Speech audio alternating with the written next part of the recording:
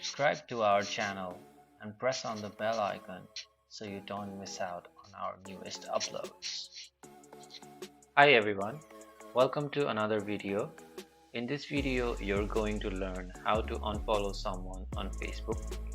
You can unfollow people, pages or group. To unfollow a page, first open Facebook, then click on the page you want to unfollow and then press on the following button. You can see three options when you press it. Press on unfollow.